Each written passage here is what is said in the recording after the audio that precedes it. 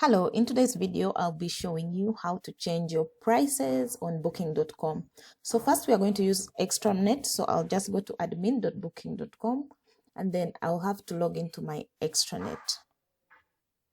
Once you log into your Extranet, you're going to choose the property that you want to change the prices. For example, I'll choose one of these properties. So after that, I will just go to rates and availability, and then I'll go to calendar. So after this, you can see the type of room that you're changing. If you have multiple rooms, it shows up here. So you can just change this to another room and then the calendar changes. Or you can go to the 2-bedroom apartment, the calendar changes. Or the 3-bedroom apartment, the calendar changes.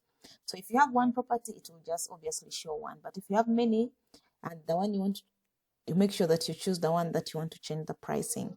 So once you're here, what you're going to do is you're going to go all the way to this site. You can see that the start date that you're changing the date, which is today, and the end date, the price that you want to change. So what you do is you just choose end date, or you click here to advanced date selection and choose no end date.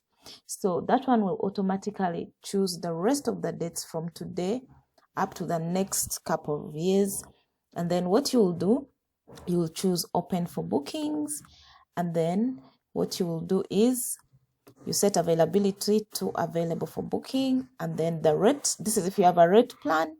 And then here, this is where you put the pricing. So I'll put here the price for the 3-bedroom apartment.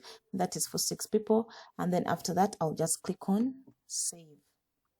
So the initial price you notice was $90. So after changing, we expect it to be $120, as you can see. So after that, everything should be fine. And then if you want to change for another room, for example, let me just choose this budget room. And then you can see the flexible is $42. I think this is fair enough. And we shall just leave this like this. And then you can just change a few that you want, non-refundable, and that is it. So once you change anything here, you just click on save, and that is it.